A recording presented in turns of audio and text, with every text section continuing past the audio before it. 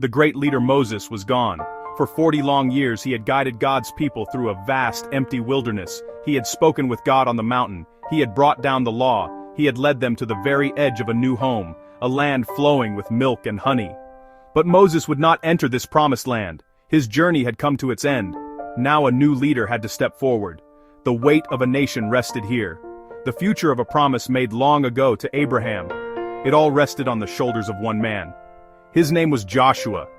He had been Moses' trusted helper, a faithful servant. He had seen the stubbornness of the people. Now the time for assisting was over.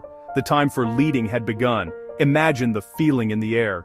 The people stood at the bank of the Jordan River, a powerful rushing watercourse that separated them from their future. Behind them lay the desert, a place of wandering, a place of miracles, a place of waiting.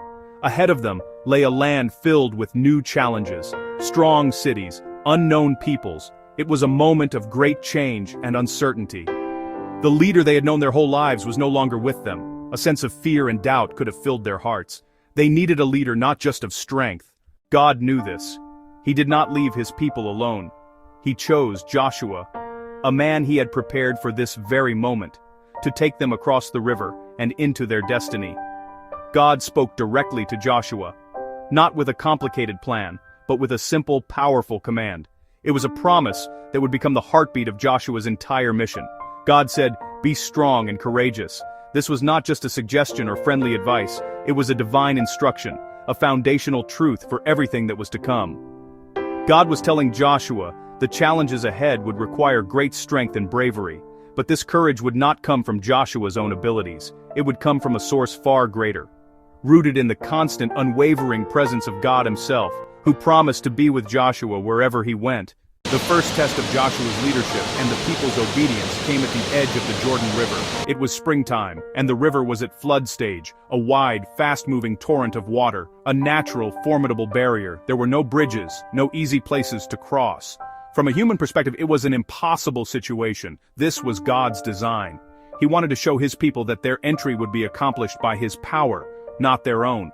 He gave Joshua a very specific and unusual set of instructions. The priests were to carry the Ark of the Covenant, the symbol of God's presence, and walk directly into the raging water.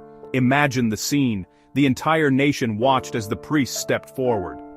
This was an act of pure faith. They could not see the outcome. All they had was a command from God, delivered through Joshua.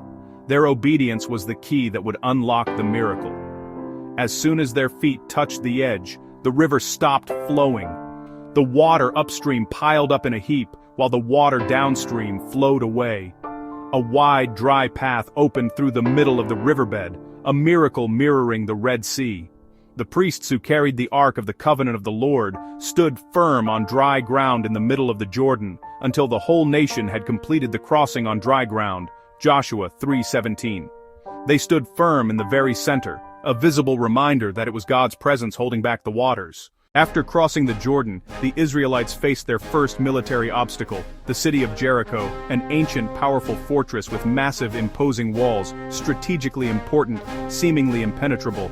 The people of Jericho were terrified because they had heard about the God who parted the waters. Once again, God gave Joshua a strategy that made no military sense. No siege ramps, no battering rams. His plan was one of solemn, silent obedience. For 6 days, the army marched once around the city, led by priests carrying the ark, with ram's horns sounding. They were not to shout. They were not to speak a single word. What kind of army was this? But Israel was not performing for Jericho. They were obeying the God of heaven. On the 7th day, they were to march 7 times, the trumpets blowing continuously. After the 7th lap, at Joshua's command, the army would shout. It was a shout of victory, proclaimed before the walls had trembled, because they believed God would do what he promised. When the trumpets sounded and the people shouted, the wall collapsed. Joshua 6:20. Not a breach in one spot. The walls fell down flat. They walked straight in and claimed the victory God had given. Victory came not from human effort, but from following God's strange and specific plan perfectly. Faith-filled obedience is the most powerful weapon of all. This theme, be strong and courageous, echoed through every trial and every triumph. The fall of Jericho was just the beginning. The conquest of Canaan was long and difficult, filled with many battles against different kings and peoples. There were victories, and failure at Ai, because of disobedience within the camp. A harsh reminder, blessing and presence were tied to faithfulness. Coalitions rose to stop them, but God fought for Israel. He threw enemies into confusion, sent giant hailstones, and even caused the sun to stand still. Each name is a testament to God's faithfulness. Each city, a piece of the promise fulfilled. Years of struggle, step by step, God gave the land he had sworn to Abraham, Isaac, and Jacob. They received an inheritance prepared for them, judgment on wickedness, a home for his people. The land had rest from war. A new generation fought, obeyed, and saw God's mighty hand at work. They entered by miracle, conquered by faith, and received by grace.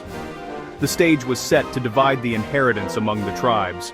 Every family, a place to call home. With the land conquered, Joshua's task was to divide it among the 12 tribes, not a land grab by the strongest, but a sacred, organized process overseen by Joshua and Eleazar. They cast lots before the Lord, division by God's will, not politics. God not only gave the land, he determined where each tribe would live. Details recorded like a divine deed. God keeps his word in specific, practical details. Reuben, Simeon, Judah, Dan, all the others, the book records boundaries and cities for each tribe. Caleb, the faithful spy, at 85, asked for the hill country of Hebron, where giants lived, trusting God. Joshua blessed him and gave him Hebron, reward for wholehearted faithfulness. Not one of all the Lord's good promises to Israel failed. Every one was fulfilled. Joshua 21:45. Every promise about the land came true. He provided a home, rest, and an inheritance for his people. As Joshua's life drew to a close, he gathered all the tribes for a final solemn address. An old man, full of years and experience, he recounted God's faithfulness from Abraham, Isaac, Jacob, slavery in Egypt, the Exodus, the wilderness, to the conquest. He warned of the lure of idols, promises of fertility and success. You cannot serve both the Lord and idols. Throw away the gods your ancestors worshipped. Choose this day whom you will serve. But as for me and my household, we will serve the Lord. Joshua 24:15. His example sparked the people. They renewed the covenant for their generation. At every step, God had acted, saved, provided, and fought for them. Their peace was his gift. Joshua wanted their loyalty to last after he was gone. The story of Joshua is not just an ancient tale, it is filled with timeless wisdom for our lives. First, ground yourself in God's promises. Be strong and courageous, for the Lord your God will be with you wherever you go. Read, find, and make his promises personal. I will never leave you nor forsake you. Second, take the next obedient step. The priests stepped into the water before the miracle unfolded. The army marched before the walls fell. Obey today's instruction. Small kindness needed conversation. A step toward a new calling. Third, make a decisive choice. Today, I will serve the Lord. Let that choice filter all other choices, aligning actions, words, and thoughts, grounded in promises, obedient steps, decisive choice, simple, powerful, actionable courage. They move courage from a feeling we hope to have into actions we choose to take. Joshua's journey is a grand story of faith in action.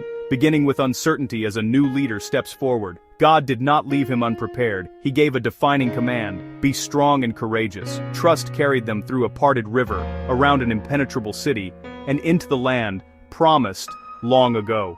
Not a single one of God's good promises failed. Choose this day whom you will serve. His call still speaks to our hearts. You stand at the edge of your own promised land. Peace, purpose, his presence. Be strong and courageous. God is with you.